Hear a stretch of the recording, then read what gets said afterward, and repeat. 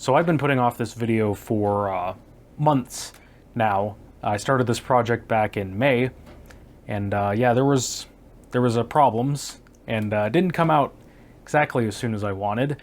I'd kind of planned this as like a birthday sort of build. I was born in 2001, so that was kind of the theme of the build, was a 2001 build, and it didn't quite exactly go the way I originally hoped it would. So I changed course with the machine a little bit, and I also decided to change the kind of video I was going to do about the computer. I figured I would kind of go over some of the more different and just kind of unique things about this system that you don't typically see quite as often in a lot of 98, early 2000s era builds. Mainly being that this system uses a ton of newer components, and it's kind of I think a neat and interesting and almost perfect blend of vintage components along with modern convenience and components that really doesn't sacrifice anything and really just makes it better all around. So this is a socket 370 Pentium 3 machine, and that's not how the build started out. I wanted to go with an Athlon XP. I specifically had a 1600 Plus, which is one of the original Athlon XPs that came out in 2001. Unfortunately, I have really bad luck with socket 462 stuff just in general. The board I wanted to use constantly gave me problems. I even fully recapped it and everything, but it would still just lock up at random. I couldn't really get to the bottom of it, and I did have another board I could have used, but it was older. I would have been limited to SDR memory, which I didn't want if I was going with an Athlon. So I just ended up abandoning that, and I decided to go with a Pentium 3 instead. The motherboard I'm using is an Abit SE6. It has the Intel 815 chipset, and it is a alright motherboard. It's really not all that spectacular. Doesn't really do anything particularly well, but it doesn't do anything particularly poorly either. It does have onboard video, not that I'll ever really use it, but the motherboard in general is just really stable, even if it doesn't quite have some of the features that I wish it had. The two main real issues with the board is, well, one's an Intel problem, and one's an Abit problem. The Intel problem is that all 815 chipset boards are limited to 512 megabytes of RAM. And that is an artificial limit because the older 440BX board supported up to a gig. And a lot of the VIA chipsets that were around, also for socket 370, supported like 1.5 gigs. So yeah, Intel imposed this limit artificially, I think mainly so it didn't eat too far into the 820 chipsets, which used RAM bus RDRAM. That kind of sucks. Thankfully, I don't really need more than 512 megs. In fact, usually hardly anybody does for a Windows 9X machine, but it just kind of sucks if you really did need it, but thankfully I don't. The Abit problem with this motherboard is not like the build quality or anything. In fact, these are still the original capacitors on the board. I haven't had to recap this. It doesn't seem to have been hit with the capacitor plague, thankfully. But the Abit problem is that it has the older CPU soft menu 2 instead of Abit's newer soft menu 3. And unfortunately, the soft menu 2 means that the front side bus speeds that I have available are kind of limiting, and makes overclocking with this thing a lot harder than I wish it was. I haven't actually tried overclocking really with this setup yet, mainly because of that, but I could if I wanted to. I don't know if I will, but I might at some point. It's just not quite as flexible as I wish it was. And for the RAM, I'm just going with a single stick of 512 megabytes of RAM.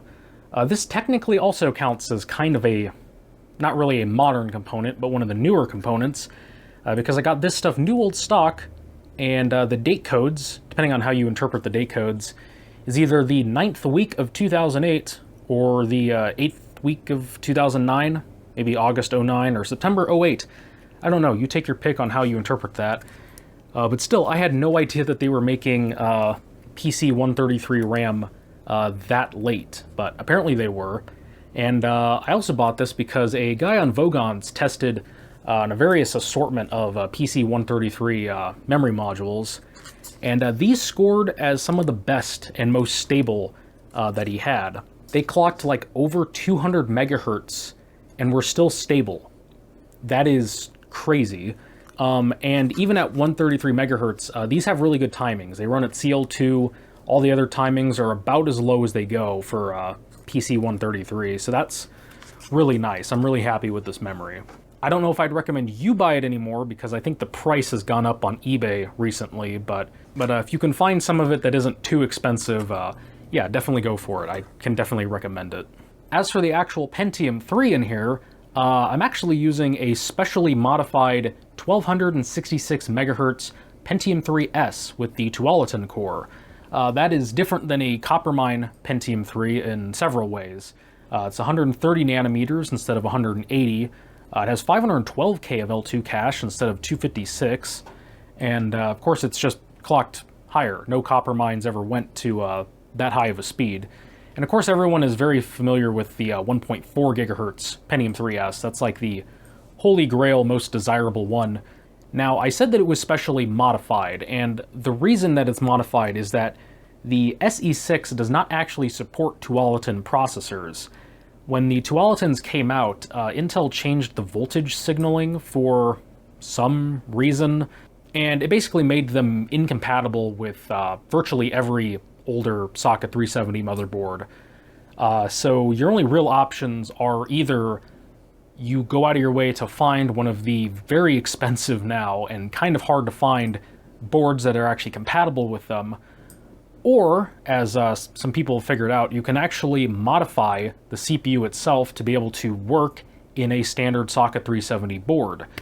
There's a guy from Korea, I don't know if he's the one who designed the adapter or if he just makes them and resells them, I don't know. But you can buy just the adapter from him if you want, or you can buy CPUs that have already been pre-modified. I didn't really feel comfortable doing the mod because you do have to cut pins, I think, as far as I know. But you're definitely soldering wires in between the pins, and I just figured, yeah, I don't know if that's for me.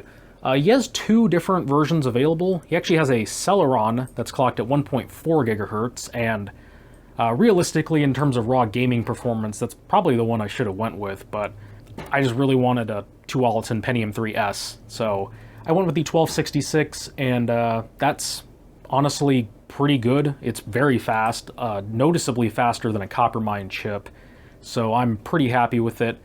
No real complaints there. If there's a lot of interest for it, maybe I'll make a dedicated video about the modified Pentium 3 and just stuff surrounding it. Let me know.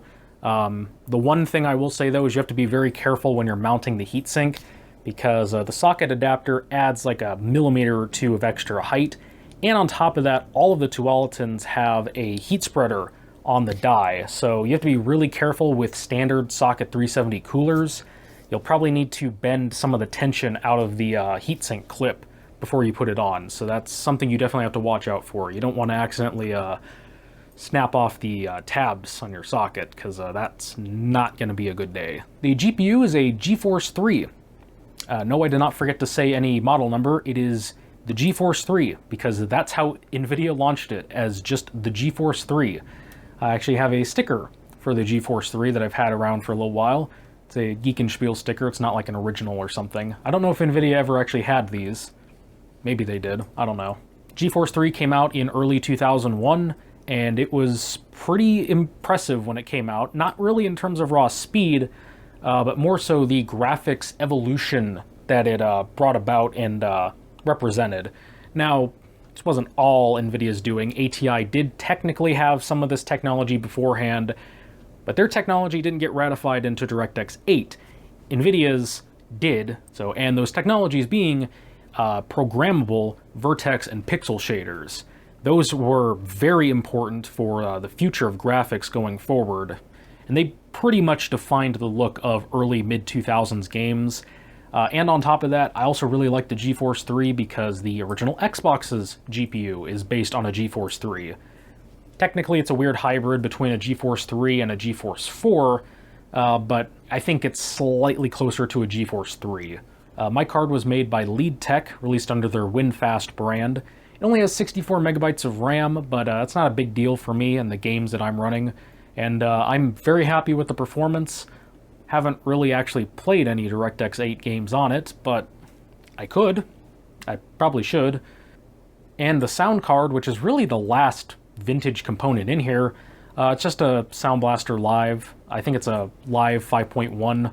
I know the Aureal Vortex 2 is better. I've never really had that good of luck with it in terms of drivers and whatnot.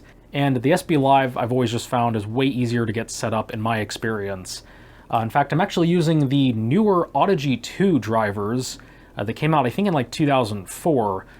Phil's Computer Lab, I know, made a video on that, I think a few years ago. And there's a lot of good reasons to use the newer drivers. Obviously, if you're using a newer operating system, that's convenient. But even on Windows 9X, it brings about a very important feature that I don't see a lot of people talk about. Normally, on Windows 9X, with a VXD driver, which is really the optimal driver you want to be using under Windows 9X, WDMs are fine, it's just that they're kind of slow. They kind of rob a lot of performance that you don't really want to lose. Yeah, having a VXD driver is really nice. That feature being a digital CD audio playback, that feature becomes really important when we're talking about using something like daemon tools to mount virtual CD images in the OS without actually having to put a physical disk in the drive. These newer drivers actually support the digital audio playback through a VXD driver, which is normally not possible. I don't know how Creative did it, but somehow they did. Everything works so far with it except Quake 2. It still doesn't play CD audio, and I don't know why. So that's it for the vintage components, really. Everything else in here is modern, well, kind of semi-modern. Obviously, the first noticeable thing that I have not mentioned yet, and it's probably been bugging you, the case. This is obviously not a vintage case, although considering how old the case actually is, it's not that far off. This is a Cooler Master N400. You can actually still buy this on Amazon. Don't know if I'd recommend paying how much they're charging for it, but you can. And apparently it's still on Cooler Master's active products list on their website, unless that changed recently. I don't know how this is still an actively supported product. I can't believe they're actually still producing these, but I guess it still has active support, so that's nice. And this is kind of an ideal case, in my opinion, for a hybrid, modern, retro build. It has almost all of the features that you would want from a modern case, but it has some of the legacy stuff that you'd also want. It has a lot of hard drive mounts internally, so that's really nice. And it has dual 5¼ inch bays and a 3½ inch bay, so that's gonna basically have every drive you could possibly want in a 98 machine like this. You can go with a case that doesn't have these. You don't really need a floppy drive most of the time, and technically you don't need a CD drive all the time. You can use no CD cracks, GOG versions of games, or use something like daemon tools to kind of get bypass this. And you don't even technically need the CD drive to install Windows, but it is a very nice thing to have, and I would recommend at least try to find a case that has one, so you can at least have an optical drive, but it's not a necessity. There are ways around it, it's just a little bit more complicated to get set up. But of course this case has a lot of nice modern features that you'd want, like front panel audio. Fortunately that doesn't actually work with the SB Live because it doesn't have the headers for it, but it's nice that it's there. Front panel USB, which I only have 2 of these hooked up, and I'll explain that in a little bit, but having front panel USB is a very nice thing to have. A lot of older cases just never had front panel USB. Some of them did, but a lot of them didn't, so having this is really nice. Has a bottom mounted power supply and has way better airflow than most vintage cases. Has room for 2 fans in the front, 2 up top, 1 on the side panel, 1 in the back, and even 2 on the other side panel to help blow air across the hard drives. So yeah, it has a lot of airflow options. And of course, as for fans, I opted to go with some green LED fans. After all, it's got an Nvidia card, Pentium 3's main color was green, might as well make it a green machine. These are just 2 cheap green LED fans from Apivia that I got on Amazon. They're not really anything all that special, but it's got them, and I really like the way they look. It doesn't do it justice on camera. At night, in a dark room, they look fantastic. I forgot to mention it when I was talking about the old hardware, because it is actually old. This just has a 10100 Ethernet card. it's from the time period, I think it's from like 2002, 2003, or something like that. You can actually get gigabit Ethernet cards if you really wanted to, but you have to make sure that it actually has drivers for Windows 9X. There are some, but a lot don't, so you really gotta look out and pay attention for that, but you can find them if you really want to have really fast networking. If you have like a home NAS or something and you are going to be transferring stuff a lot, it might be a good option to look into. Power supply is also modern-ish. I've had it for like 8 years at this point. Just a 500 watt EVGA power supply. Something to note with systems this old, if you're planning to use a modern power supply, of course, is the 5-volt rail issue. Older systems like this, they drew most of the power from the 5-volt rail, and modern power supplies are not built for that. Now, this isn't really an issue for the Pentium III era. You're probably not going to be pulling more than 100 watts ever from like a Pentium III system, so the fact that this power supply only has a 120 watt capable 5-volt rail is really not an issue. Most modern power supplies still support at least 100 watts. You're probably fine with a Pentium III and older, but if you're going with like an Athlon or an Athlon XP, a lot of those still drew from the 5-volt rail a lot, and modern power supply might not cut it, so that is something that you'll need to pay attention to. I've also added a USB 2 card. Now, those did actually exist back in the day. I have one actually from around 2001, but I've actually gone with a more modern produced card. It's probably still like over 10 years old, but it's got some old VIA chip on it, but it works. It's a 5-port card, which is a lie, because the internal port and one of the ports on the rear are actually wired up the same. So if you try to plug two things into those at the same time, it freaks out and doesn't work. So really it's a 4-port card and they lied to me. Now, I said that I got 2 of the front panel ports working. The SE6 board actually does have front panel USB headers. However, the pinout wasn't really standardized yet, and I can't just plug the header for these USB 2 ports into the USB 1 ports on the motherboard. I could spend the time to try and figure out the pinout and repin them into a new connector. Frankly, I'm not spending that much time doing that. It doesn't matter enough to me to do it. But what I did find was a USB 3 header adapter to dual USB cable. It's a very weird adapter, but it actually allows me to plug in the front panel USB 3 ports into the USB 2 card. So I have one of them plugged into the internal USB port on the card, and I have one of them just coming out the back, and it doesn't look all that good, but it works. Just plugged into the back of the USB card, and so I have dual, not USB 3 speeds obviously, but I have dual USB 2 ports on the front of the case, and that is fantastic to have. Makes transferring data way easier, and even if you don't end up doing like front panel USB or something like that, I still highly recommend getting a USB 2 card for your old system, because it really does make data transfer a lot faster. And it also just adds more USB ports to the system in general. Aside from those front panel headers, the SE6 only has 2 USB 1.1 ports on the back of the motherboard.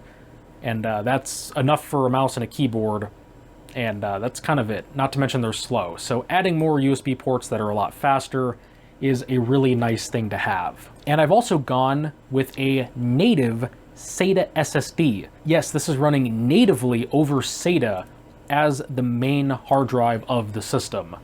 Now, obviously the SE6 does not have SATA ports. I had to add them with a SATA controller card, and I went with a Promise SATA150 TX2, I think is technically the model number for it. Mine is some weird Maxtor rebrand that I had no idea Promise rebranded any of their controllers for companies, but apparently they did for Maxtor, but it doesn't really change the operation of it at all. It's still just a normal Promise SATA controller. If you're going to be doing a native SATA controller, I highly recommend you go with Promise, because they actually had good drivers. I tried using a card from Silicon Image, and while those have worked good for me in the past on like Windows 2000, Windows XP, it just did not work well on Windows 9X in my opinion. And yeah, I was having constant issues with it not shutting down the computer properly because of the Silicon Image card. And yeah, just in general, it wasn't a really good experience. Get a Promise controller if you can. They're a little bit pricier, but I think they're definitely worth it. And for the actual SSD, I went with a 120GB Crucial SSD.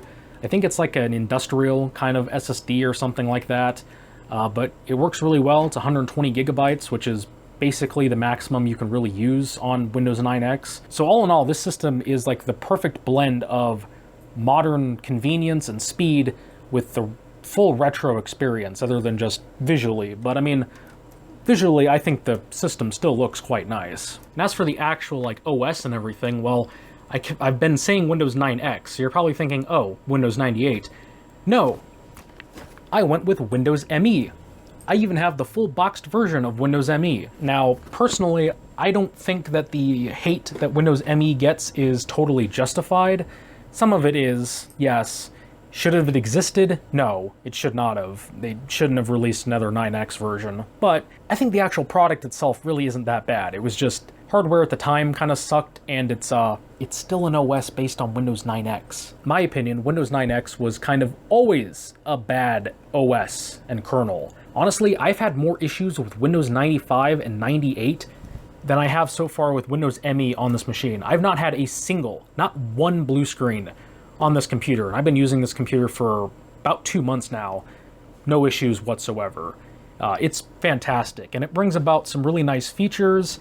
It has the Windows 2000 just Explorer shell and everything, which I think is the best version of the Windows Explorer shell. It also has native USB flash drive support, which is so nice to have. I don't have to try and hunt down my floppy disk that has the 98 USB driver on it, or trying to get that all set up before I can actually start copying stuff to it. You just throw a FAT32 flash drive right in Windows ME, and it's going to pick it up and work right out of the box. It's fantastic. So yeah, this whole video wasn't necessarily to be super long or a super deep dive into my system, mainly just to give you some ideas of stuff you can do with your own build. I'll throw up some quick like 3D Mark numbers and Cinebench numbers if you're interested, just on screen. And if you guys want maybe more in-depth stuff, again, like the Tualatin CPU mod, let me know.